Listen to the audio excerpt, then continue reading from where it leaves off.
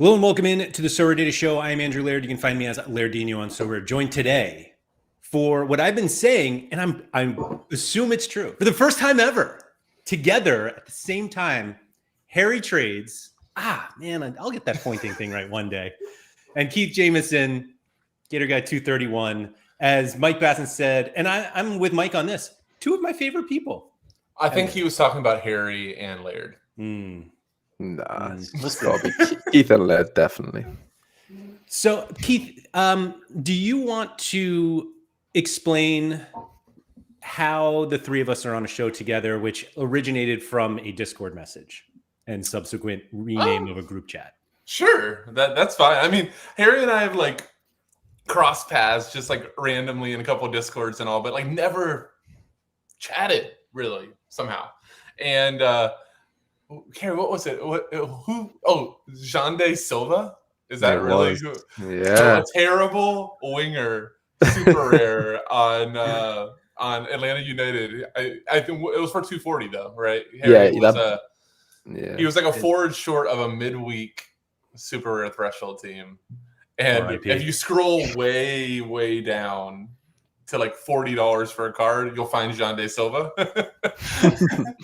And he's like, hey, can we make a deal? I'm like, dude, just a lot of times with like really good friends and things like that I've made, or people that I know that are friendly with other ones, like especially with my super rares right now, if you make me an offer that makes sense, it's fine. Like just make me a good offer that makes sense. Be a good dude. Like Harry's done a ton for the community.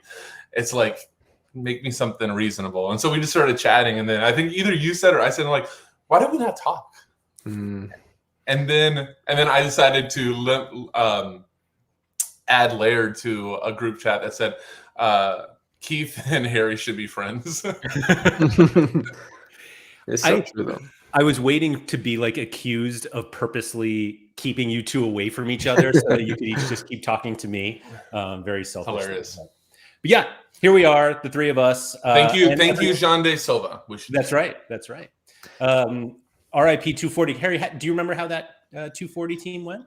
It didn't go to plan, and now Jande Silva isn't actually with either of us. So I couldn't even tell you where he went. That's the card, of course. He might have gone somewhere shortly on this earth. He might have gone towards my Rodrigo. Yeah, but you also wanted Jordan Morris in there too, who I saw then became like one of your. You for some reason thought Stephen Fry was going to start randomly in League's Cup, and what was that the game that you had like 5-0 and everybody in your lineup scored? Popped, yeah. I think it was just a 270. I was like, they'll all play. I've got a Seattle stack now. Like now, thanks to Gators Morris, and yeah, I'm just looking now. I did trade Xander Silva away alongside other things for the Rodrigo. So it's all worked out in the end. I've, gained a good friend, and yeah, Xander Silva's found a better home. And a killer super rare, yeah. Thanks everyone for coming in. Anyan was first and the first podium, so congratulations. Jay Blaze is here saying they're going to adjust these classic rewards at some point, right? If anything, they'll adjust them down. Daniel Cooper on the podium, focusing on my Sorare data stream podiums this season because the Sorare runs aren't going so well. I mean, if you're a Euro-focused player, just started. Bob Franklin, what's up? Matthew Wee, highlights missed out on podium here, but pumped out finished second in limited EPL Division 1. That's a really tough comp, which more than paid off the 12 in-season cards I bought. Hopefully more to come.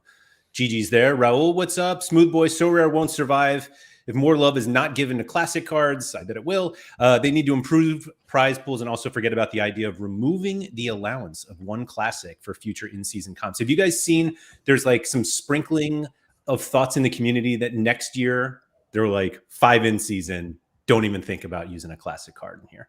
Oh, I mean, that seems completely possible. Right. And almost reasonable. Aaron, what's up? John Andrews, Glenn. Look at that. Better trio than MSN. Let's go.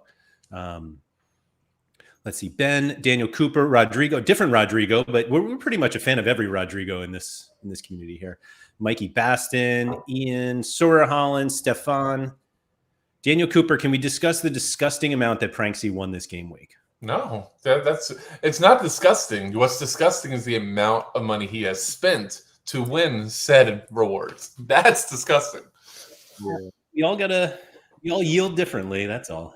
He just yields in very big numbers. Shawnee Sports in the house. Let's go. M Ben, not to be confused with M Pen. NFT. Ooh. ECS, which I for some reason read as E clean sheet. Anyway, first place in Div 3 in season La Liga. I am waiting. Guessing that was not a Real Madrid stack. I was told nobody would ever win without Real Madrid players. Just saying. What do you guys say here? Gia? Sure. Guia? Yeah. Guia?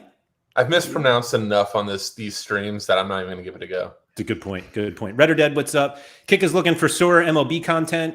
Or actually, Sorare data will give MLB some respect. We give it some. Ooh, Gator Trade. Tom Oliver. Olivier thrown in. I like it. Yeah. Johnny Shaforkle in the house. Way to be. Let's see. Alex said, how did the Prem teams you built last week do? I DM'd Harry about this, but it was before the Spurs game. So I'm not sure. I think we were in the $15 return range for the first lineup we did, the Brighton stack, which Tuggy was found downright offensive. Tuggy messaged me. Tuggy made it happen. Tuggy was like, how dare you speak down on how this dare you? Stack that I've bought. And I was like, yeah, it'll be fine. Like, it'll be a good stack and whatever. And yeah, I mean, I haven't messaged him since, but if you're watching Tuggy, I mean, you do know the why, right, Harry? I don't know if I do.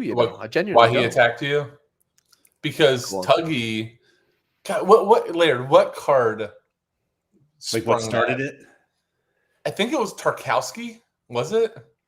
Did he win it or did he? No. Tuggy doesn't. Right. I'm scrolling back here. Yeah, so he bought a James Tarkowski in-season card. Just to start out of FOMO, complete FOMO. Just and I'm not really sure what has to go through your head to end up FOMOing into a James Tarkowski rare in-season card, but like whatever. I mean, James Tarkowski is a legend for all of us husbands out there. Yeah, he is. Good point. Maybe that's what it was. Maybe he was just showing some respect to the man himself, and then he added a Dwight McNeil, and because who doesn't want a Dwight McNeil? And then it was like, all right, I got to go all in. Hold on. Whoa! Don't give Kentucky that much credit. He did not want to go all in. What did he want to leave out? Pickford. Come on. He was like, maybe I don't need Pickford, and we were like, this is going to be a lot of money you spend without. And I think the one where, and I feel bad about this because he came to Keith and I, and he's like, yeah, I got a Jesper Lindstrom. And we were both like, oh, the guy who's probably not going to play much and you probably overpaid. But yeah, you do you. So he has an Everton collection now of in-season, and that's why he was so offended by you saying that Brighton might. Right away. Right. Yeah. And then he had to live with endless trolling of me during that game going, welcome to Everton fandom. Yeah. Right. He is at 4% though for the new season collection. So that's impressive. So before we move on, he's got 3 cards left. This is actually not meant to be complete Tuggy bashing this. I don't think it's a horrible idea at all. It's just more of you have to understand when you do like an Everton. So like here, we consider them like right in the middle, maybe bottom middle, considering they haven't added anybody, and Branthwaite might go. Yeah, where they've added defensively. But yeah, if Branthwaite goes, that's an issue-ish. Even though they have brought in that O'Brien and whatever, but yeah, there's just not enough attacking prowess there. Like, it's you not. Just look at it's set up to just draw games and win 1-0, which is fine, but it's not going to happen very often. And it's fine for Sorare. Like it is good if you win 1-0 and you've got Dwight McNeil on a corner and Big Tarkovsky's got his head on it. That is the setup, right? 5-man stack, double defense. Midfield's an issue. I don't know where you go in midfield. I'm just trying to think off the top of my head. I don't know. Garner can score, or Garner can score. Yeah, he can. Garner Gay, I think, was the best one. Yeah, I love him. I mean, he's one of those like destroyer types that gets you 50 AA and just like boom, he does it. Yeah. So I say all that to go.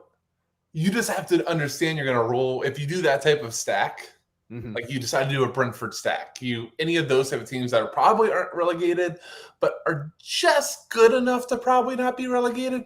You have to understand there's going to be some serious pain that's going to come for you to scrape off like your couple wins throughout the year too. I was going to say it's you only need to win once, and which also implies that you're probably losing 37 of the 38 game weeks. So like. And for our good friend Tuggy, who gets talked about way too much on these server data streams, patience is not his virtue. No, yeah, no. Well, if that's the case, then which is so Tuggy, talking to you, have some patience, my bud. Yeah, that's all it is. That's all it is. Excited to see what super rares he gets when he trades in all of these cards. Anyway, Johanatin said calling Pavel a better home for that Zonde Silva super rare is wild. I will say. It didn't go to Pavel, so that is factually incorrect. Okay. Is it another trader, though? It went to Pug. Which, to be fair, is about plans coming? I did see a few sneak peeks on Twitter, Yeah. Who knows?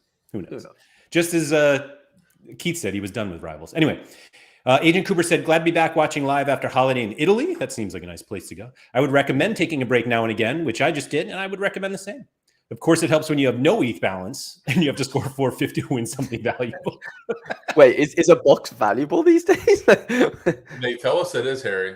Well, I know they do. You better start drinking that Kool-Aid. Harry's in triple level up category for this weekend, so we'll see. Mike said, talking in podiums, I hit one in U23 Rare Division 3. And what a ride it was to Life is Weird when we were waiting on Efrain Alvarez, who smashed this game. Smacked. Yeah. And shout out to Jimmer, who won U23 Rare Division 1. Did he really? Good for him. Yeah. I mean, so I'm not going to say it. Jimmer may or may not have known he won it until like Monday or Tuesday. We'll find out today when he logs in and he's like, oh, how about that? Arthur said they got second in Contender in-season 3rd division. Harry, what do you think second in Contender Division 3 in season pays? Is that limited? Good question. I don't know why I immediately thought rare. Limited probably more. Depends where it is, right? Because that's similar to what did I do? I did 4th in Challenger Division 3 super rare.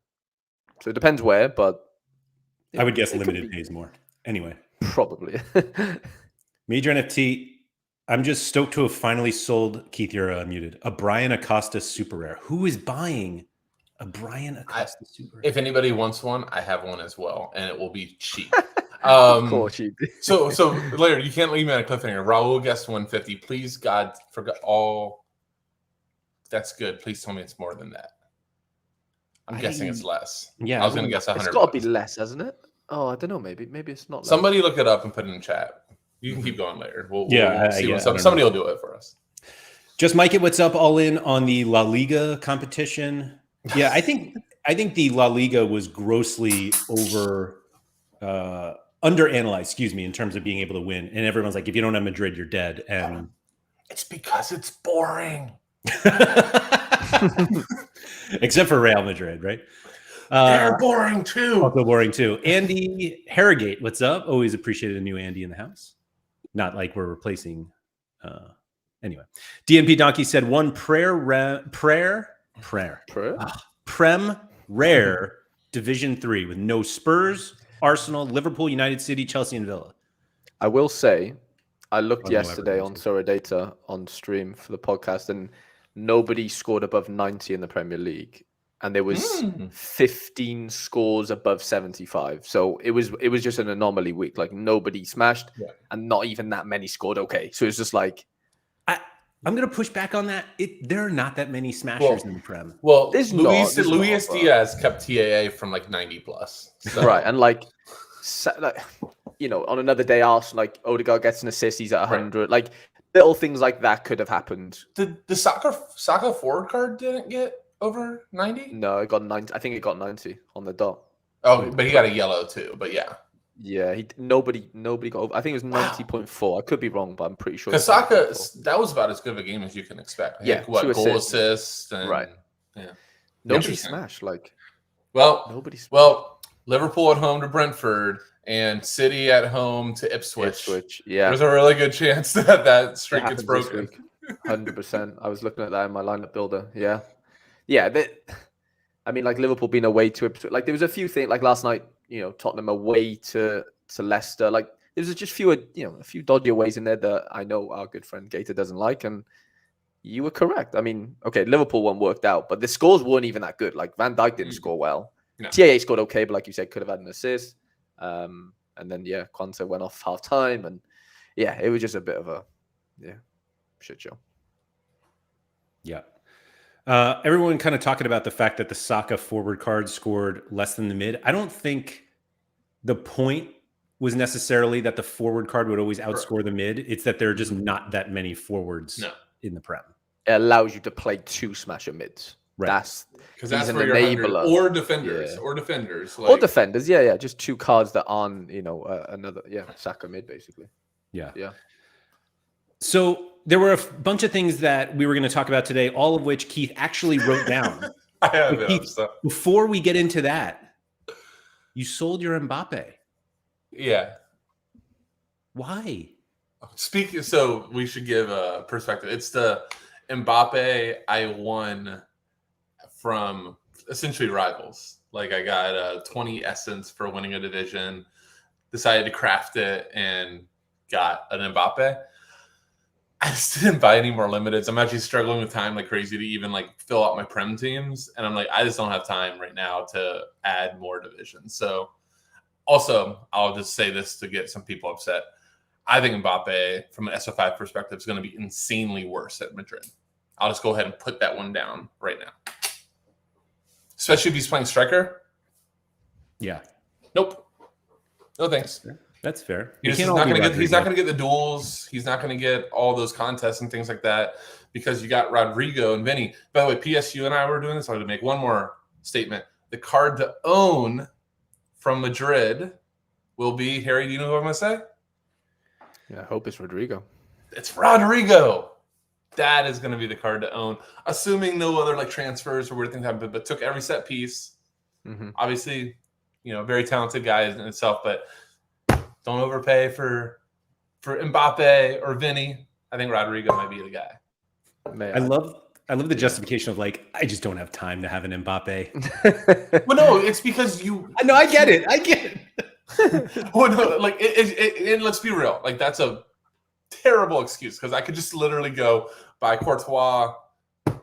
Are any Madrid defenders that good? Probably not. Rudiger? Militao. Rudiger's not. Yeah, Militao's probably the only one. Maybe Carvajal if he gets an assist. I don't know. I just decided rather than buying 4 cards because of one card that I might as well just get rid of it. Right. Mike said, so hold on. The man who campaigned for the button to save time now has the button but still doesn't have time. Thank you, Mike. Thank you very much. Yeah, thank you for calling it out. The sacrifice I made for you, Mike. Unbelievable. Anyway, Keith, what's on the agenda? Oh, man. All right. Let's go back. I went all over the place. All right. So let's see. All right. No All-Star on the weekend is so much more painful than I gave it credit for. Knowing that there was going to be no All-Star, it hurts so much more than I expected. And don't give me cap 250 bullshit right now. No. Comp sucked. Sucked. Is it actually about the fact that there's no All-Star, or is it just that there are just not enough places to play your cards? It's both. It's literally both because one becomes that if you have like, let's just call it an older gallery, but like you've been on the platform for a year plus, like you are probably scattered. I don't think there's a lot of people with, what's the right word? Discipline. I'm going to use discipline to stay in just contender or just challenger or just champion. We're all like scattered because we see a highlight. Like, oh my God, that Nicholas Madsen guy, I need him. Or, I don't know, this is the first thing that came in my head. But like you get some random thing or you see a transfer rumor, you're like, oh, let me get that. So you're scattered all over the place. So just inevitably, as you're making your lineups, I kept on seeing I'm like one challenger card short for a second challenger team, or I'm too short in contender, or what have you. And it used to just be that you had an all-star catch-all that goes, okay, I've got like, so it's like for me, I probably need to go back in on my own contender, like research and put together a team. But like I had Robin Proper already, who went to Rangers, which seems like it should be a really good move. I'm a long time Cherney stan, and I have a Twant collection, so I had to go buy that. I still don't have like a full contender team. So it used to be, though, All-Star, I go, okay, I got an extra challenger keeper. I've got, let's say, Proper. I've got an extra champ mid. And so it's like this catch-all that all this little stuff could go in. I could play a lineup. And now they go, hey, here's cap 250. I'm like, oh, sorry, my guys are actually good. They don't fit there. Yeah. And so, it just, like, I knew it was going to happen. But then just seeing it in actual practice and then not being there, especially with Leagues Cup, was especially painful. Like, they probably should have just pushed this off like 2 weekends. Yeah, they're definitely going to do something in response to Leagues Cup. I had Cucho, could not play him anywhere. Like, that's a card that wrecked 250. I had Diego Rossi, Kai Wagner. Harry, you had a bunch of these too, didn't you? I put them all. Yeah, I had Cucho, Buanga, and Rusnak in a 250 because I had an L15 a 0 in there. Like, no, but like the midweek too, yeah, right? like the. Sorry, what'd you say? For the midweek too, didn't you? Yeah, that was for a 240 though. But yeah, I did. I had Mark Bartra, which was L15 of 0 as well. But that was I was saying how you had like a bunch of Leagues Cup players. For this midweek. Yeah, I didn't play him anyway. I didn't bother. Why am I going to buy a goalie to? Like, I have a league card. I had literally Buanga, Cucho, whoever else. I'm just like, there's no way. Like, I don't like the midweek. Like, it's an issue on the weekend. I agree with you, Keith. But Jesus, these midweeks are brutal, man. Like, and even if you do want to think, you know what, maybe I do buy a goalie for 20 quid. That's probably on the lower end of things as well, if you know he's going to play. But it's like the prizes on offer just aren't enticing, man. Like, they're just not there. And then you've got people playing 3-liner. It's just like, you know what? I'm just going to go to training and I'm just going to write off this midweek completely. And that's fine, I think, in some ways as well. I haven't done a training in 2 months and I feel liberated. Funny you said that. Feder told me he's got a theory that if he doesn't do training, he has a good weekend. Like, he has a good SO5 weekend. But if he trains his players, it just goes tits up. So I don't know. Maybe there's. Well, I don't know, Keith. Have you won over the last 2 months? Not really. No. There's nothing to it. There's not much to it. Dan here is saying the only location I can play my LAFC stack playing in Leagues Cup is the anti-stack special.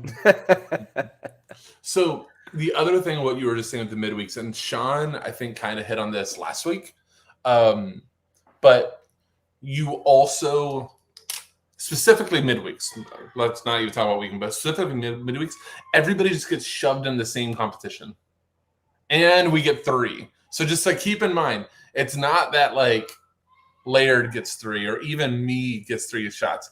It's freaking Pranksy and Nanzo and PSU only have one place to play their cards, and it's an all-star, and they've got 3 shots at it. Right. So like their cards are just infinitely better than us like piecing stuff through. So to your point, even though you had like half decent cards, you're like, why am I about to play or go buy a goalkeeper only to run into galleries that are so much deeper than you? Mm-hmm. Like, they used to have to spread their wealth, right? They have to go to 240, 270, 220, all-star, like special. It's all an all-star and it's multi-entry.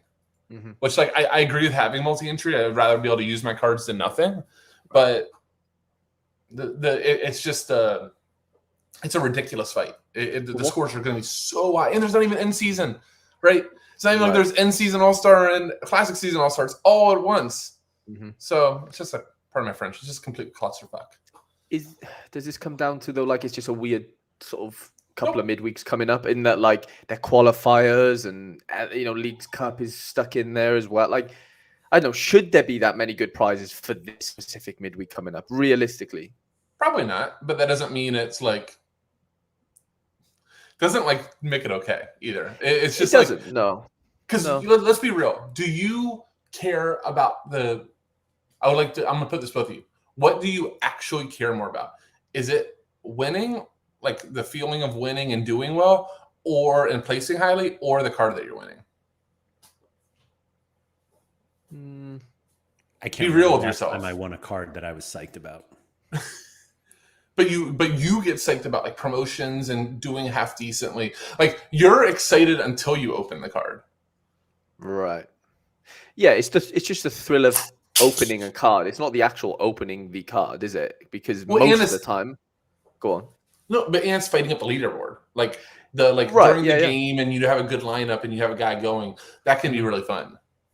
Yeah, I like just proving myself right in that sense. Like I like knowing that, okay, well, I made this decision on these 5 players, and 5 have worked out, and I kind of get rewarded for that. But like the actual reward itself, let's be honest, most of the time isn't as good as you want it to be, and that's maybe because we have higher expectations, or I don't know. I don't know what it is, but midweeks right now just feel like something that you can't even think about, and I've Sorare designed it that way. Like, do they want us to even? They probably have, right? Because they were probably, I think somebody done the stats, and I don't know how accurate this was, but they were giving away, let's say, 21 million a year or something, and it went down to like 17 because there's not going to be any midweeks or something like that because of the threshold. I don't know how accurate it is. So smart. It was either 15 or 17. I can't remember, and I'm sure I'll get corrected. But they're definitely saving money by not having, one, obviously the threshold, we know this, but 2, the midweek threshold. Like that was that little one where, I mentioned there, I bought that Mark Bartra for £8. He's out 15-0, and I win 60 quid. Like for them, that is horrendous. I can't be making nearly 10x on buying one card and them giving me 60 odd pounds. Like that can't work on scale. So, not saying everyone's doing that, but I get what they're doing, but I just feel like we've gone from like 100 to 0 real quick. Like we've gone from 240 the last midweek where I won £62 to this midweek where I'm like, I don't even want to do anything. Like, I just want to I won the week off. I won the week off. I think I won the week off. Yeah. So that's probably okay, and maybe even good for us. Like mentally, they're like, "Hey, have a week off." But but the fact that there's still something there, you're like, if there's something to compete for, like you want to compete for it, and you're unable to do so because of either the rules or like the cards you have, and then what you are rewarded with is not worth the time or effort or money to make it so that you can have a lineup. It's like frustrating. It's like it ends up being a negative experience where maybe it should just be like a nice, calming midweek. I'm going to go back to Keith, what you were saying about how it's like more about the reward, or it's not always just about the reward. So when I won Contender Division 2, when I opened that Ezekiel Unsane card on stream, I was more excited about being promoted to Division 1. Yep. I was excited about that card because of the steaming pile of shit that was in the prize pool. He was the card that I wanted. But it also made me realize how much worse Classic is to in-season, because that card that I won, first place in Division 2, was worth like $50. Yeah. And then I won Division 2 in-season the following weekend for $700. Maybe it was $600. Right. That is a huge difference. And it's much easier to win the in-season than it was. So easy, I won it with a Sanfrecce stack. But the promotion was what I was most excited about. And I don't think it was because I was genuinely excited. It was like I wanted to be excited about something, and the promotion, hey, you're promoted. All right, great. Sweet, let's go. So the whole point of that, though, is that like getting 197th in All-Star doesn't really like get the juices flowing. So when you have, I mean, what did Cap 250 end at? Was it 40,000 entries for limited? I think. Oh, okay. That was limited. I think it was like 15,000 or maybe 10K for rare. Regardless of which one, get the fuck out of here with that stuff. I don't want to play 15,000 entries to win like 400 people get a card or something. Like, come on, stop that. Stop that. That's just absolutely insanity. Like, so they rewarded 400 cards in rare, and I only know that because I am winning a tier 5 from this weekend. But it was because I had an L15-0. Like I had Buanga, Cucho, and Rusnak in a lineup. And they all scored. Yeah, Rusnak, to be fair, blank. But yeah, Cucho and Buanga smashed. Like Captain Cucho. Okay. My L15-0 scored 60. So like I still had my goalie got 88, Nishikawa's replacement. Like I did things that like is hard to do on a 250, right? Score 380 points.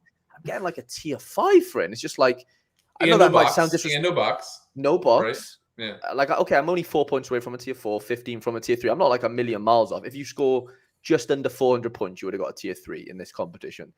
At Super Rare, I think the winner of Super Rare scored nearly 600 points. Jesus Christ. And like, I only know that because, again, I was 10 points away from a Super Rare reward. I scored over 400, and I'm off, like, I'm miles off it. Not miles off it. I'm, 12 points away. But I'm pretty sure, I'm just looking now. So I'm on 413. The winner scored 578 points. See, it's... How are they doing that on L15? Like, 250 Well, cap? you know what? You know what here? The honest answer is because you are... Like, I don't know if you guys both felt this last weekend, but I just had... Because I have so many MLS. I just had nowhere to go with my cards because of the League's Cup, and they were all siphoning to cap 250. And I know that once these seasons get up and running and MLS is back, we go back in there. But it's still like we took away what, 4 comps? It's 4, right? Yeah, 240, 270, 220, and also. So we took away 4 comps. Mm-hmm.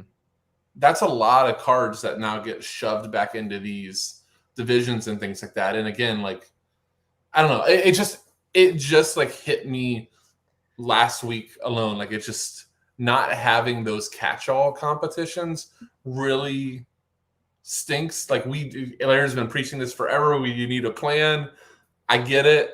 No problem. It just, again, just seeing it in action, it really did like leave an impression on me. Like, oh man, this is really, really different. I think one of the issues, sorry, Harry, to cut you off there. One of the issues is that we had been playing Challenger and Contender with All-Star and the cap modes. And so they were like, oh, when the new comps come, like, we've got La Liga, we've got Bundesliga and Champ. And it's like, and those came, they got rid of All-Star and the cap modes. And we were like, but we still have all these Challenger and Contender cards. And now, you went from like 6 lineups you could make, 7 lineups you can make down to 3 like that. I wonder what, like, from Sorare's perspective, like, is there a disconnect? Like, did they think that, the specials is going to be something that we're going to plan ahead for and buy for? Because from what I'm seeing early on, it doesn't seem that way. They're an actual afterthought because of the way they're set up, right? Because 250 is restrictive. I know you can play anyone, but you can't because you have a cap. So no All-Star on the weekend obviously hurts. Like, I'm just interested. Like, it feels like we're getting sort of shimmied into, Challenger, Contender, Champion, which is fair. Like, I get it. Like, those are the main comps and whatever. But like Gator said, and or Keith said, like people have a lot of leftovers that are from a variety of different regions, and if they are decent cards still, like you said, your proppers and your journeys or whatever, like, they ain't gonna fit in no cap 2 whatever. Like, it just ain't gonna happen. So I just wonder, I don't know the angle they're actually going with this, like with the specials. Like, yeah, some of them are funky and stuff, but I don't think anyone's actually going to take them serious because, 1, the prizes are rubbish, and 2, you've got other things to focus on now because there's 3 like regions. You don't have to play them all, but that is where most of your lineups every week are going to go. You're either going to be playing Challenger, Champ, or Contender, or all 3, or just 2, right? Like that. No one's playing just the specials, like, unless you're like brand new and you have like just a random gallery. So the 2 things on the specials, the one, you can plan ahead as much as you want for any cap mode. Like, the cap will be different by like, you can't plan 6 weeks ahead of time for a cap mode.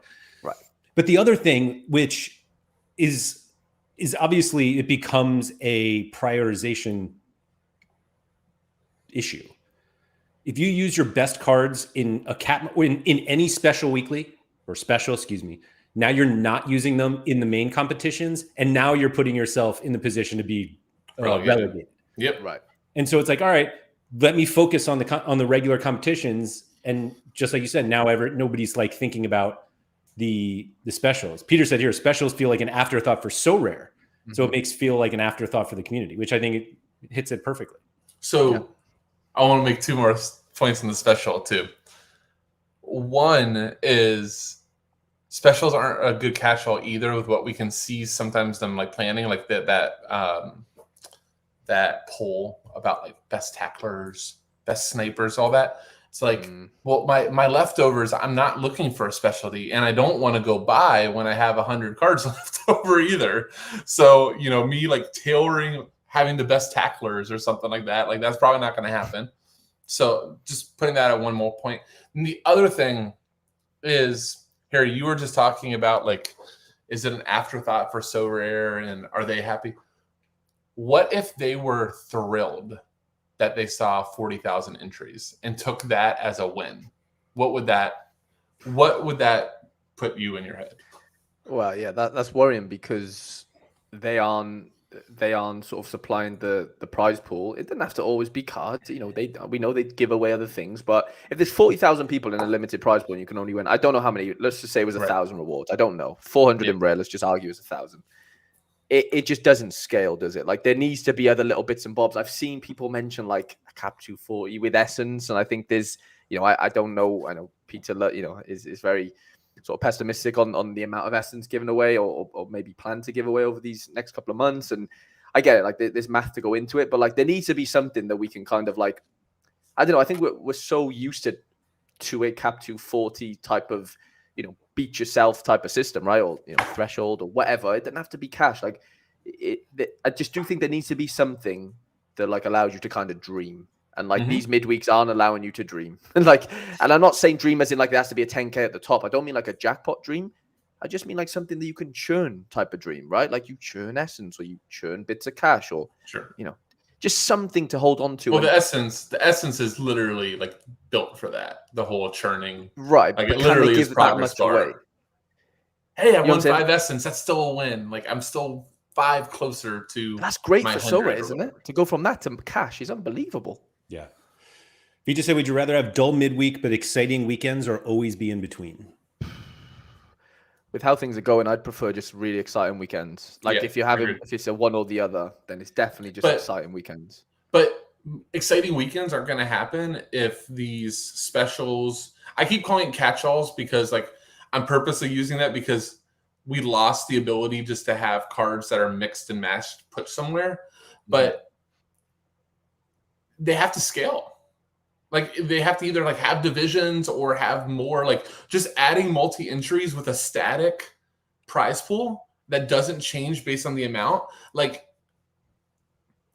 I think Sorare thinks it was a good thing that we had 40,000 entries, and I'm the exact opposite. I'm like, the fact that was not a scalable prize pool and you had so many entries, that's really bad. So I think I have the solution. And I think it's one that we're going to end up on anyway. And maybe it's what Sorare want.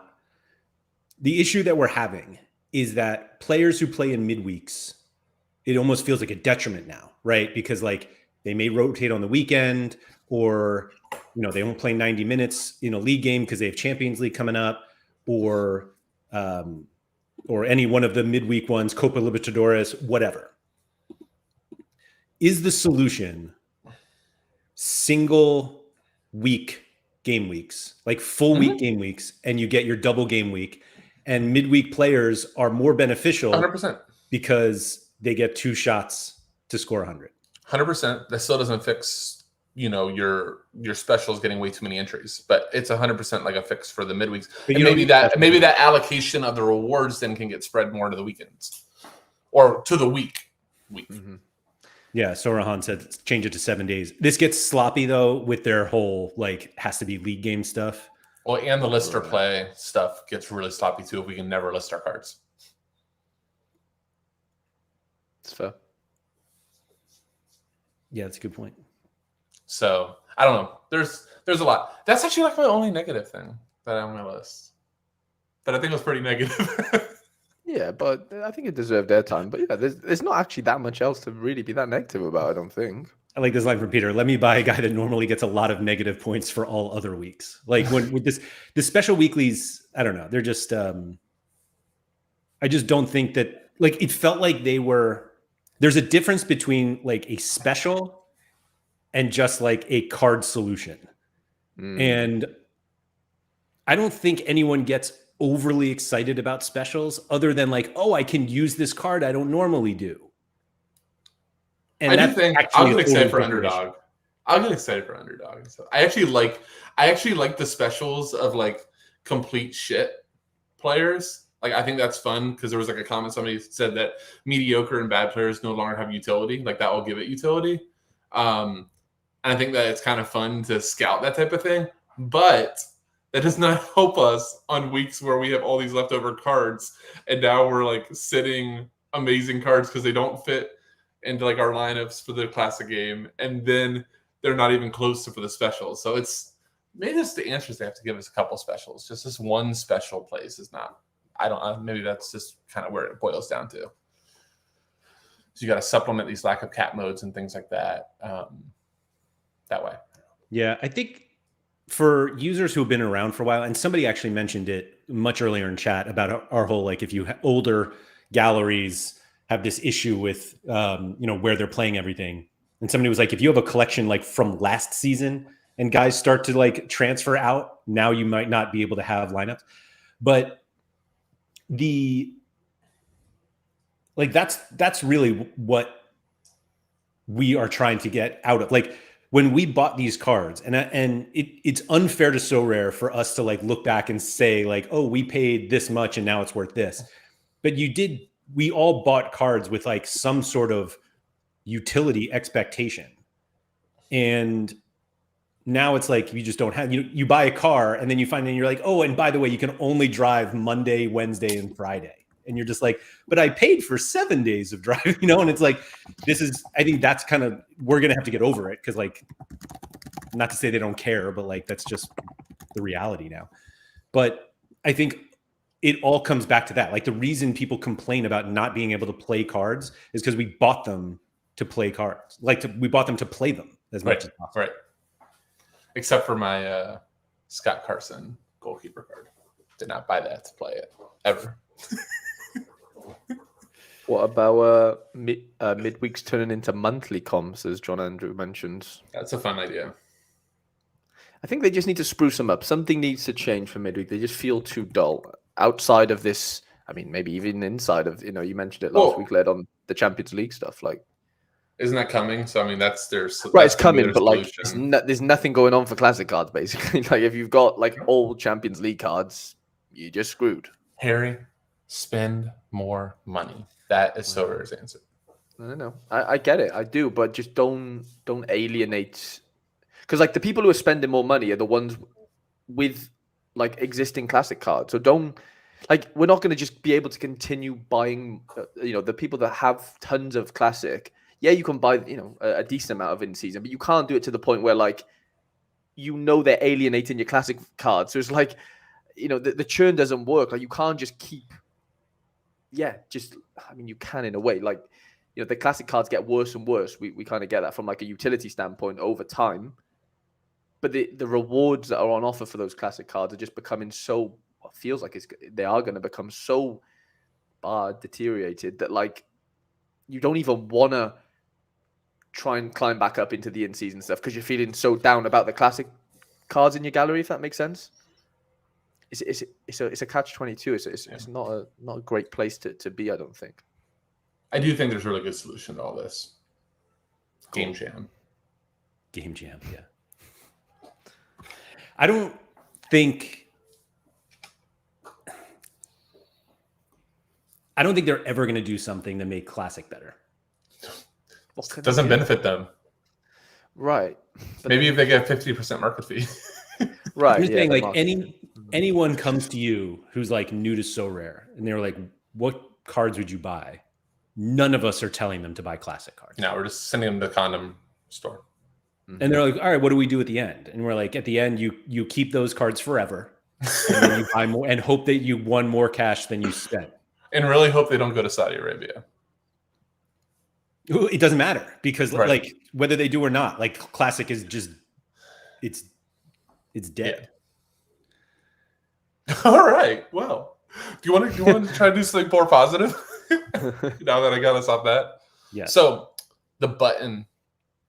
So my favorite conspiracy theory of the entire weekend was that Sorare made the site 100 times worse and unnavigatable so that you had to get the button. And I just love that idea. And the button was awesome. All the engineers at Sorare Data. Everybody did well except for Laird, who communicated it horribly and pissed a lot of people off. But everybody else at Sorare Data, great job. Harry, have you used it? I used it, on Friday morning. To be fair, I was a bit scared because I'm sure I had a pop up to say that like it's gonna like rewrite your existing lineups, but I didn't make a lineup for the only lineup I had on Sorare, for example. So I had a limited under 23 lineup in Sorare itself, and I built all my rare and super rare lineups on Sorare Data. Used the button, and I was like, oh, is it going to get rid of my limited? But it did actually get rid of it. So I don't know. Great. Yeah, I guess because I didn't build it on Sorare Data. I don't know. I'll tell you what. I even complete degened on Friday morning. Bought a terrible card that, like, sometimes you get the transfer in progress. And Sorare Data doesn't know you have it yet because it's not like in your club. So I had one of those, and I hit the export button, and Sorare Data even goes, one of your lineups is incomplete. We're not exporting it for you. And literally, like, the site like tells you tried to make 8 lineups, but we're only exporting 7. FYI, kind of thing. And it was great. And then I just did the one lineup manually that I knew. So I just thought it was a resounding success. And God. This morning, I only exported 3 lineups for midweek, and I still have trust issues with everything. And I just wanted to go back and look at my lineups and just see that the export button worked well. It took me longer to get the lineups to display on Sorare's UI than it did for me to build the lineups. I shit you not. Like, it took me 2.5 minutes to make 3 all-star lineups, and just for me to remember that I had like scroll all the way down and press this little button, and then the little button then pops up and says, do you want to edit this lineup? I'm like, no, I just want to see it. Like, why won't you just let me see the damn lineup without having to go to the builder and have to like reselect my captain and all that bullshit? Sorry. But yeah, the button is so good. It seems like there's a correlation between the button, and then you've got Sorare's sort of UI got trended in the opposite direction. So I'll give some credit to Sorare. I did my training lineups on Sorare. I didn't do them on Sorare Data, and it's significantly better now. Oh, they fixed training? So when you click the add lineup button, you're taken to the screen where you can add the lineup instead of the training, like the 16 other lineups. But can you find the competition that you want? Because that takes me a solid 1 minute to figure out like where the hell to go. Yeah. Once you're there, you're good. I do wonder. I do wonder how much of the UI changes is like the negative response to the UI changes were simply because it's different. Because if there's one thing I know from all the stuff we do at Sorare Data, if you change something, everyone is like, this sucks. And it's like, settle down here. Is it actually worse? You remember, I remember Nellis bitching to high hell about the last UI update. Like when we went from, old Sorare where they were all like on the 2 columns, and we went to this. I remember it was him and whatever guests were just complaining nonstop, and we got through it. So I'm sure it's going to be the same way here, but God, it is really bad. And their implementation, their timing of it was really bad. But the buttons timing and implementation was fantastic. So was it really? This was meant to be a positive, by the way. This was meant to be a positive. Yeah. I do say that it felt like that they were releasing it like the day, like hours before like 1 hour before the deadline. And it was like, maybe we shouldn't do that. Does that make you wonder if Sorare actually understands their game? That like this is the time that all of us are cramming the website? Like that was not the time to hit push. 10:01 my time, whatever that time is. That was the time to hit push. Lads, they clearly don't play their own game. They only play. There's a new UI update. Oh God! Go on Sorare, right? And there's now a little sort of tab at the bottom of each like competition telling you how many goalkeepers you've got and stuff. So it took me a second to like realize what this meant. Same. I was just looking at it then. Can you do it in here? No, you have to go to discover new competition, which doesn't make any sense because we're not discovering anything here. So like if you go here, this means I have 62 goalies, 97 defenders, 116 mid, and 78 forwards. It's not that bad. I like that. It's not bad. Yeah. Is it helpful? No, not at all. No, because you click in and you can see those cards, when they're on the the builder. But I don't know. I mean, it's fine. Like, what else are they going to put there? Well, maybe they could. You could just not do anything. Not do anything, or just tell us what we can win there. Maybe like the best thing. So the reward pool was hard to find too. It's right here. Yeah, it is. It's a scroll away, isn't it? It was something different. I don't remember so where I was. This is where I'm actually going to stick up for Sorare a little bit on this UI. That it's better. It's way better before you put your lineups in. Like, it lets you know exactly what cards you can play, the matches here, the prize pool. This is all stuff that we had to click 4 and 5 times to get previously. Now, actually putting teams in is terrible. I think I hate what happens when you hit discover new competitions a lot. Well, I just don't like that you need to do it. Right. Like, that's what I'm saying. It starts like this. This is where I would have expected to be able to put in my lineups and not just have to scroll endlessly to find challenger. You just go up here. Did not know that button was there, by the way. Did not know that.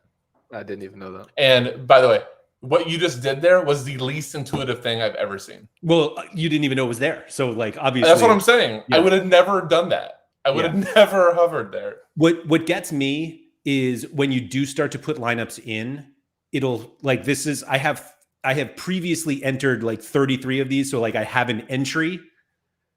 So, but if you don't have 33 lineups that game week, it'll show like 26 of 33. And you're like, oh, what did I miss? And you're like, oh, I actually don't even have those. Oh my God, that's awful. But I still feel like this discover new competition should be the home page. Right. Mm-hmm. And not like the week that you're in. Like, that's my problem with it. Again, button solves all those things. Become a Sorare premium member or star member and save yourself this hassle. Yeah, I think this is built for people who have like less than 5 lineups. Sorry, I'm crying at what John Andrews just said in the chat. Everyone's on about like the coins that they count as prizes now. Well, they have them for a little bit, but yeah, great analogy. John said coins counting as a reward is like getting a free air freshener when you buy a car. I don't know. I understand what they did with this, but they have to also understand that people with more than like 5 lineups are just going to really struggle getting through it. And I did, here it is. For last weekend, like this game week that just, oh no, I'm sorry. Yeah, the 502. So this current game week that just ended, 27% of all of the users had at least 10 lineups. Wow. And like putting 10 lineups in this UI is real. It's a struggle. Mm-hmm. I just don't like the team 1, team 2, team 3 thing. Like that's so I hate that it doesn't show you. I hate that it doesn't show you like the actual there team. Too. Yeah. Mm-hmm.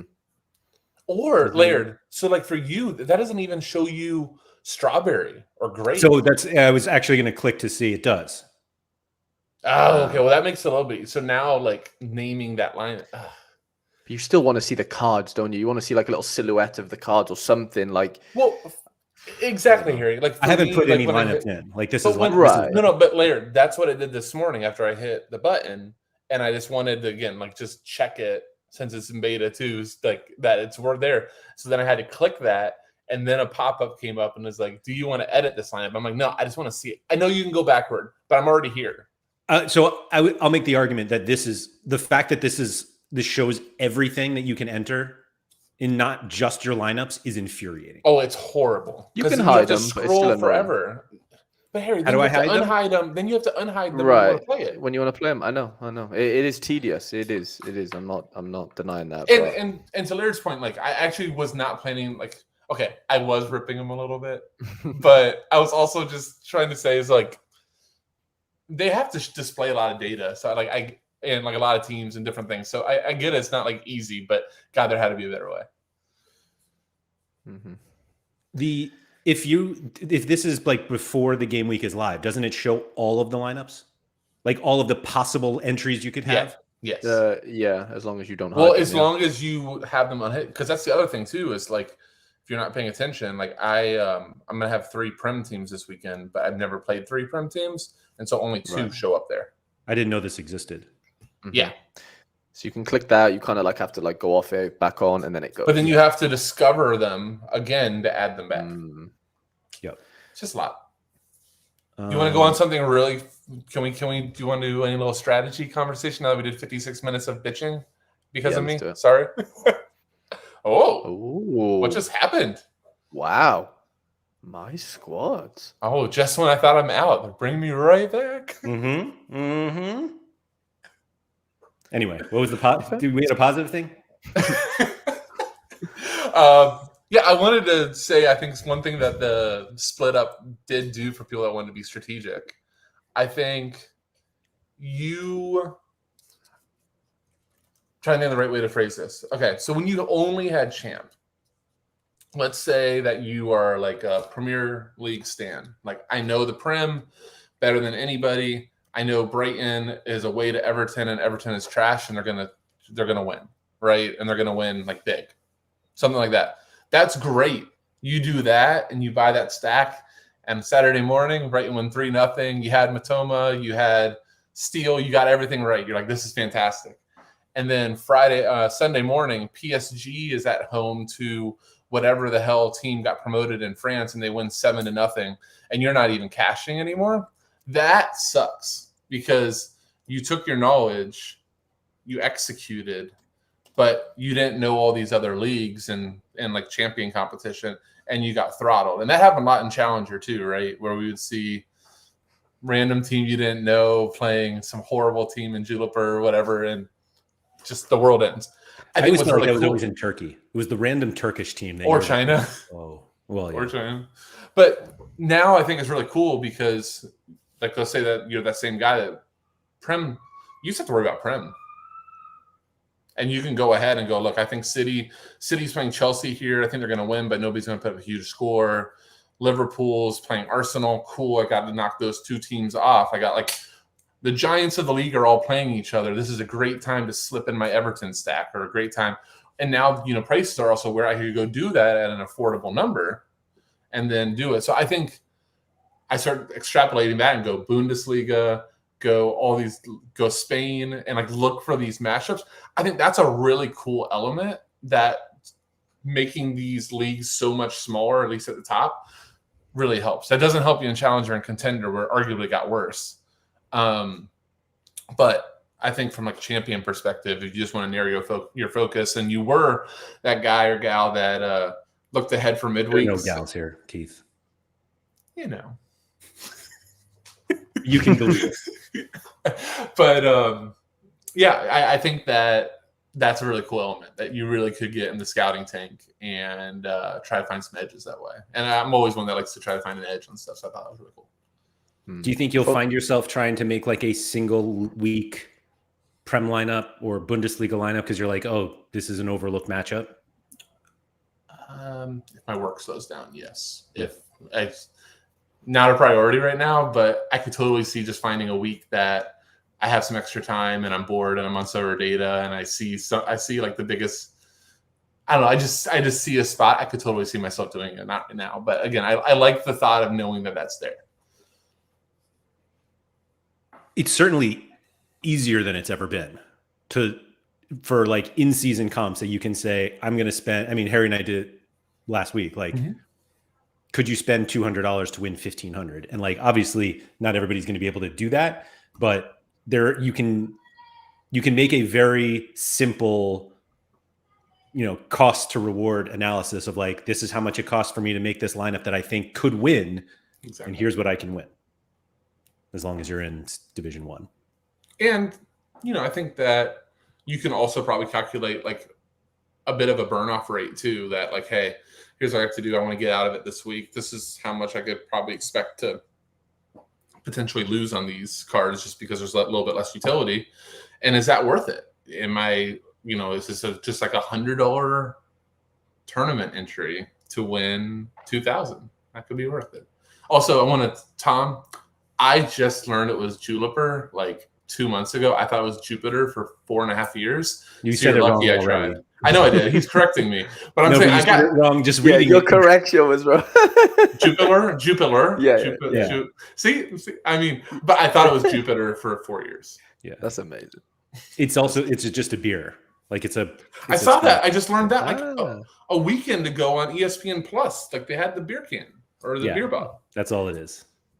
Yeah. I think Keith's challenge should be, what can I I sell my Mbappe, and that goes into a limited Premier League in season lineup, and what can that do for me over the next? How about not when Liverpool and City are both -1,000 favorites at home? I think you have to play La Liga. You sold a La Liga card. Oh, look at that. Watch Real Madrid be minus like 3,000 at home. They're like home to Almeria or something. Yeah, they're home to Valladolid. It's like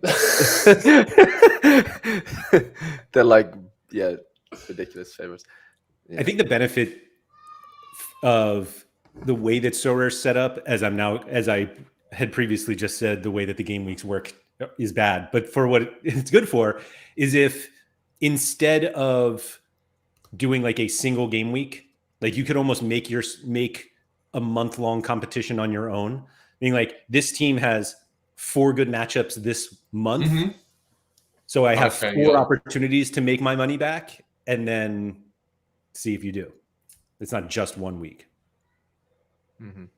I just like I know we're all well, I say all, but definitely us 3 are kind of like all-star romantics in some way. And I just think from the game's perspective, like you said there, the Premier League, you can only focus on the Premier League if you want. You can only focus on Bundesliga or La Liga, and then you've got Champ and whatever else that kind of, doesn't maybe benefit in Champ and Challenge Contender. Sorry, but yeah, I just think from like a marketing standpoint, I know we could chat all day about Sorare's lack of or whatever, in certain ways, but marketing wise, like I just think the game is at a place where it's so. You can just introduce it in such an easy way. A lot easier. Where before it was like buy 5 cards from all across the world, and it's like, oh, hang on a minute, I don't even know more league. I don't even know outside the top 5 leagues. Nobody, let's be honest, the normal football fan does not know any other team outside of the top 5 leagues. Never mind that, they do, but like they don't care. No, they don't. I mean, you're giving them too much credit. They really don't. Like I promise you, my best friends, like from back home, like they love Premier League, whatever. They couldn't tell you much outside of the top 5 that even happens. I'll even go so far. They can't even do that. They can do the Prem, Bayern Munich, it's Barca, Prem, Real Madrid, and Bundesliga. Yeah. It probably is the top 3. Like it actually probably is. Now that Mbappe's left PSG, they wouldn't care about Liga at all, and Serie A maybe. Right. So if you were like name 4 Serie A clubs that's not Juve and Roma and Inter, they could name them. They could definitely name them. They couldn't tell you a player. No, not but like from the UK, I'm not just, Okay. stereotyping. But not knowing a player is not helping the marketing efforts. If you go, don't worry about the players on a game that you're owning cards. Right. But that's how you used to do it. Like that's how we used to play this game. Yeah. So here's like the reason though, as much as we talked about like All-Star not being there is bad, this is where it's good is. Sorry. Oh yeah. There you go. Love that. So thank you, Danny. Something similar happened to me early on the platform, but just imagine you are brand new to the game, you do your Prem stacking, and you play them in All-Star, and you're first. I'm going to put you in a time time machine here, and all of a sudden it's Monday, and Yaroslav Rakiski, I should have picked somebody I could say their name better, gets 2 assists in the Russian Premier League. And you're like, how did I get past? And then you go and you look at SofaScore. And you're like, why the hell is this center back taking corner kicks? Like, that's a bad experience, by the way. It's like, I know. I knew you still had it, by the way. That's why I used that. And not to mention, he was just like, probably still, for me, one of my all-time favorite cards, like, when he was playing. It was the best. But yeah, like, that's the type of experience that, the no All-Star does help with, or Laird's, I've talked about a ton, but his, Wuhan 3 towns experience, it's just, that's the stuff that was really horrible on Sorare. It was like 99% completed. Oh, there's only 1 game left. Minus 3,000 favorite in China. They're just all coming for you. Yeah, like the average fan don't want to do that. Like they just don't. And then you see it's some guy, and then you look at his gallery, and he has 670 rewards, and you're like, I don't know any of the players in his gallery. Why is he winning? And then you realize, like, so I get the reason. It's just that, the catch-all of some sort would be nice. Right. Agent Cooper said, the irony is people will join to play the Premier League, but we all will only Steve Clark anyway in a matter of weeks. So true. It's so true. That's really good. Everybody owns a Steve Clark at some point in their Sorare life. Did you see that he's... Or is it Stephen Fry or both? $11. Is it $11? $11. And you know what? Laird, that was before like 3 days ago. It's probably even lower now. Harry, cool. Did MLS cards get too cheap? Are we going? Whose cards, sorry? MLS cards? $11 Steve Clark? Yeah, I've got enough goalies as it is, but if I needed an MLS goalie, yeah, I'd probably be looking maybe in that direction. So is that in season? No. Is that in season? Oh, okay. Oh, okay. I was gonna say if that's in season, we're going. So you know the like the 40-year-old Sugano, whatever his name is, the one I bought for me. Yes, everybody feels like they look at him at some point. Yeah, he's like $7 right now. Is that it? This will be a fun video for you at some point later, like cheapest like the no, like the most so rare players of all time. So rare heritage. Yeah. Just bring Quinny on here. Yeah. And you guys just go down all of the who is it? Like Clark, Fry, Butez. Those guys, yeah. I was gonna go just like Hans and Morioka. No, because I don't think everybody's always owned that. I'm talking about like inevitably there's like this filter and everybody gets directed to these guys that you think they may be too cheap and they might do a job. And Holhauser, the Bush guy. Yeah, he was like a budgety Xavier Mercier for like Louvain. Still have his super rare. Found out he's retired. He's still playing in. I think he's playing in the league right now. What? I'm pretty sure. I think he's back in Belgium. No. Good, because somebody said he was retired, and I was like, oh. Yeah, I thought Sorare Down Under's guys were talking about it. I'm sure he's back. Yeah. Oh no, he plays for Molenbeek. He was in the league last season. Yeah. But yes, all these obscure names that are being thrown out. Franco Armani. All roads lead to Rome. Rome is Franco. As somebody who has 5 of them, I completely agree with you. I think who else is. I just feel like there's like so many of these cards that you just see. Everyone's like, "Oh, I owned him. I owned that guy." It's like, why would you own him? Cap 240.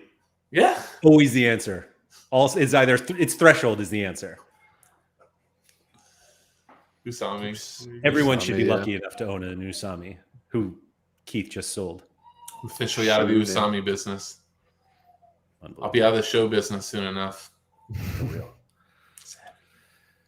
Did anyone watching see that these two guys were on the show and we would have 68 minutes of negativity? That was fun negativity, though. It is.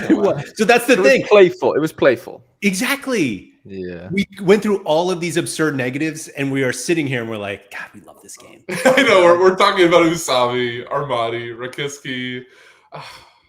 They're all negative. Zelarayan. Oh. Zelarayan. I never could afford a Zelarayan. That was too much for me. Can now. You can. I could now.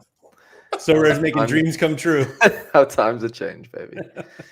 Nah, but like nothing's negative enough to where like it's. I don't know if I want to name it worrying, because like the classic stuff is semi worrying. I would say. Hold on.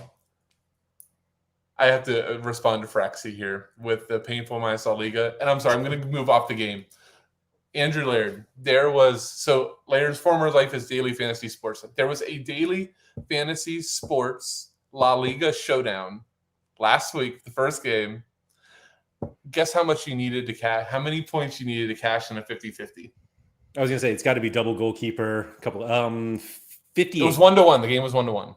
58. 18 points, and that's why La Liga sucks. Just so everybody knows, the goal is worth 12 points. Wow. It was La Liga. It's not exciting. It's not the most exciting league in the world. I'm sorry. No, not from a goal standpoint. Definitely not. Or just like a crossing or attacking. If you like sideways passing, it can be great. Boring. I mean, Serie A is the same. Though, I was going to say Serie A is not exactly. It's definitely like what? Germany is one of the most exciting. Yeah. I mean, MLS, I know people trash it, but God, MLS is just glorious. So fun. It's just chaos, isn't it? I just describe it. Yeah, it's chaos. Like, it actually is a chaotic league. Yeah. Like, from top to bottom. Because everyone is like kind of, they're not, but they're like, they should be on a similar sort of playing scale, and like everyone has a DP and all that fun stuff. And the best part about MLS is you just get this random guy. Obviously Messi's like way too random, but one guy that was just okay in Belgium. Like I remember when Pozzuelo came in, I had no idea who he is, and immediately MVP the next year. Or like absolutely smashes his face off. Lucho Acosta cannot start for Atlas in Mexico. Comes to the MLS. He's like, oh, I'm going to win MVP this year and be the front runner the next year. I mean, Carlos Hill is the perfect example. Great. Total European burnout and smashes in MLS. And to me, that's just like Harry said, it's just chaos. It's just chaos, but it's great. Yeah. Kenny said MLS is electric because there's no midfield and no defending. It's pure chaos, and we're here for it. Yeah. And yet, so all of us get MLS goalkeepers from who knows why. I know. Why do we do that to us? Now that Europe's back as well, it looks even worse. It looks so bad. You're like, why am I looking at, like, for me this midweek, I'm like, Patrick Schulte, I have Andre Blake. I'm like, I don't want to play any of you guys. David Alves says there are almost 200 people live. Are we back? What we're not doing is liking this video. So if you 200 people could go, please like this video. It'd be really nice. Harry and I won't be friends if you don't like it. That's right. That's right. I'll never have them back because I'll be like, oh, nobody likes it when these two negative Nancys are on. Way too negative. Way. Yeah. Let's finish on this one from Just Mike. It said, I'm not sure what is so worrying about Classic. It's hard to win, but when you hit the top, it's very good return, which I would disagree with, depending on the card you get, which is a big if. That is the gigantic if. Oh, yeah, and Brad Guzan is the league legend. I don't know how you fix Classic because, like, you can't give away the best card every week. And I think it was Nep who said it, like, a few weeks ago with you and I, Keith, that, like, you're expecting disappointment because, like, usually it happens. Like I said, like, I can't remember other than that Ezekiel Unsane card that I won. And it was only because I hated everyone else in the pool. But, like, how many times have you opened a reward where you're generally, like, fired up about winning it? The worst. Harry wins too much. Hold on. Harry then wins too many good cards. When I win my terrible T4s and T5s and I actually know the guy, I'm actually pleasantly surprised. But most, like, tier 1, tier 2, tier 3s, I feel like are more disappointing. Yeah. It's because you have no expectations from, like, tier 4 and tier 5 right, that you can be excited. Mm-hmm. But when you have expectations, it's probably going to get shattered. Yeah. I mean, I've played this game probably nearly 4 years. Mm-hmm. I'm not saying I haven't been excited more than once, but, like, the one genuine was, like, just sort of euphoria was that Vinny. The Vinny. Yeah. But, like, I watched that one live. I remember that. Well, we had one here where I got the Trent. That was super cool. That was fun. Yeah. So, I mean, it's going to happen, but I was going to say, I think the honest answer with Classic is just the reality of, I know I use the word static reward pools, but that's really what it is. There's a definite allocation. And as we keep growing in card sizes and we shrink the amount of places we can play them, you're just going to get to where the percentage chance of you winning just keeps lowering. And I think that's the hardest part for Classic right now. As somebody that just bought a Kevin De Bruyne Classic this morning, like, I'm still playing Classic. It's just, we have to. Like, we're not going to stop playing it. We have all of these. Right. We have all these cards. Right. Yeah, I don't. D1s are good. Like, classic D1s are fine. Like, because you can win the cash and you can get a good card. Not to say you can't get a good card in D2 or D3 or even D4 sometimes. But I just think, like, Led, when you finish second, when was it, 6th, and you got that Nordin Jackers guy, whatever his name is, like that experience shouldn't happen because, like, that card should then be your, like, 1 of 4 tickets to go into in season, and it's just not a ticket at that point. I know you could sell it, but, like, yeah, like this card right here, he is the backup challenger classic rare, like D1, like it's not even D2. It's just like, that tier 2 should be like a really nice ticket to go, okay, I've just got like a smasher-ish midfielder or forward or defender that can slot straight in, or even a goalkeeper that plays. It's an unusable card. Go back to that screen, Laird, and just don't scroll at all. Literally, I want you to tell me how many cards there you were excited about. Well, I was excited about this Unsane. That's the one. Right. Mm-hmm. So 1 out of 18? The irony is that I owned already a Santiago Quiros and bought it at an auction for my Racing collection, and then I won it. So now it actually doesn't get any collection bonus because the other card has more. Right. So let's see, we can give you 2 out of 18. Yes.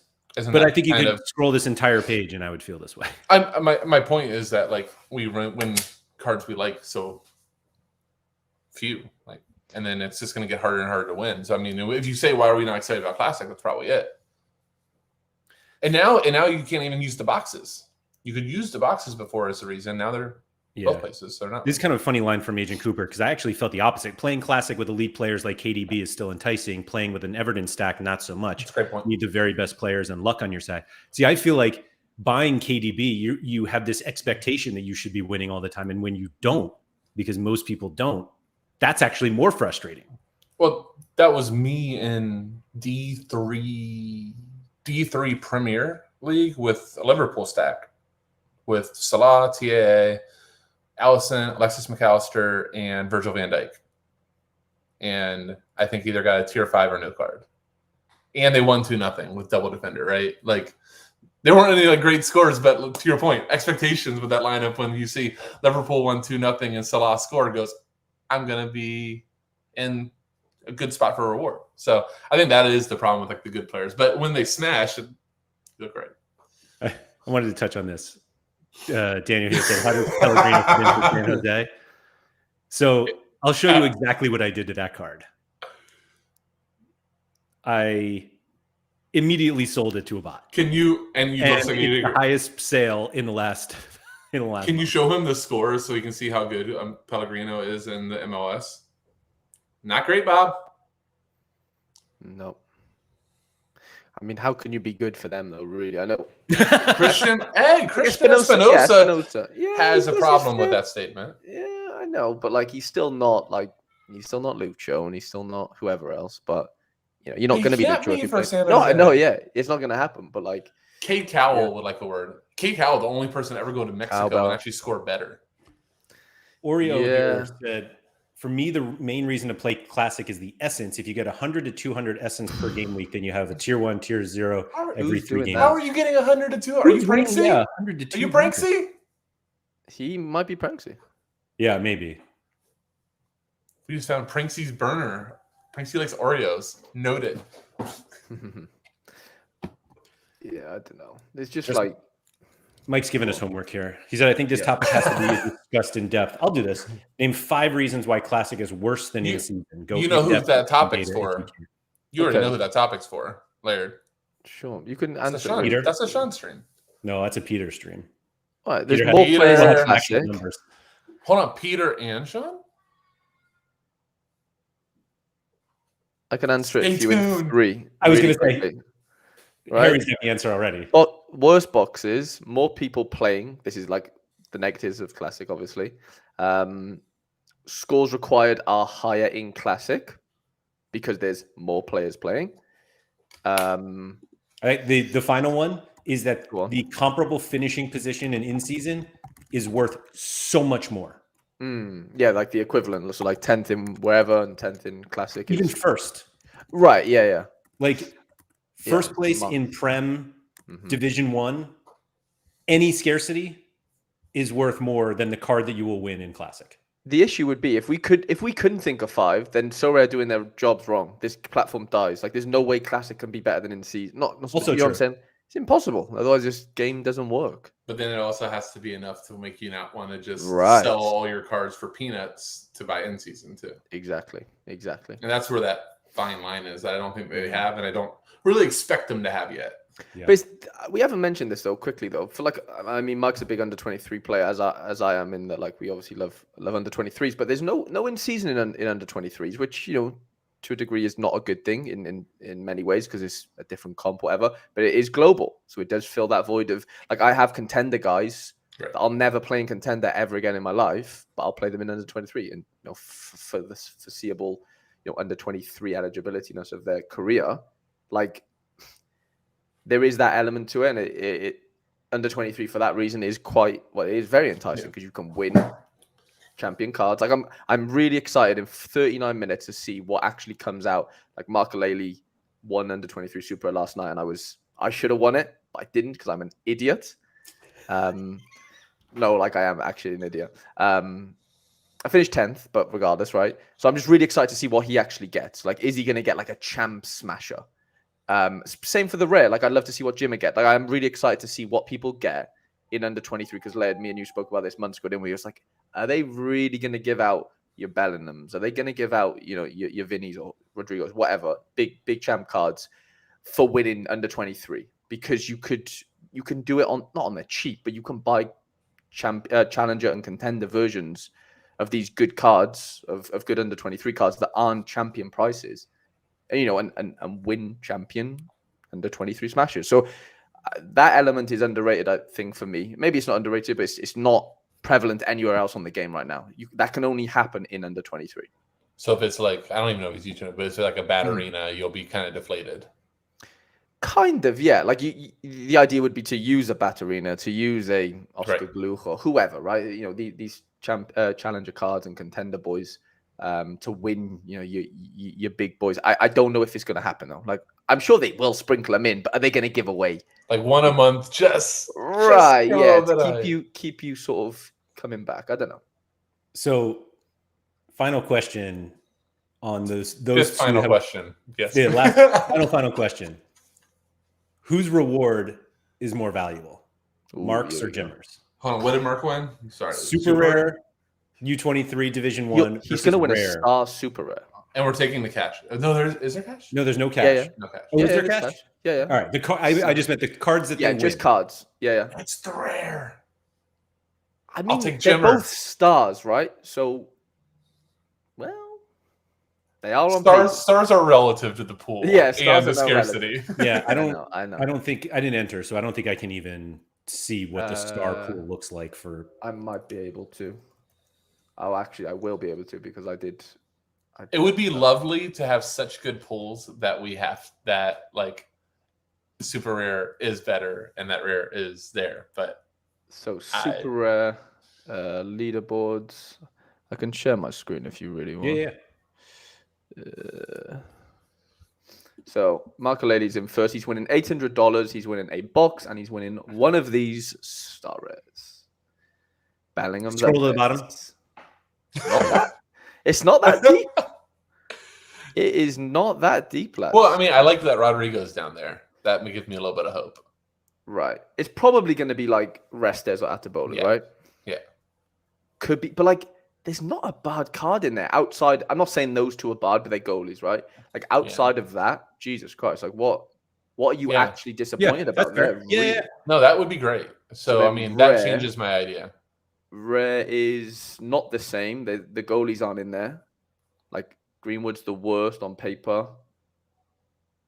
So Yamal's there, and he wasn't on the super rare. I don't think Saka wasn't either. Oh, was he? No, they were. They were just below. Yeah, that's weird. Why did so like Bellingham's super rare is worth more than the other two. I don't know, maybe.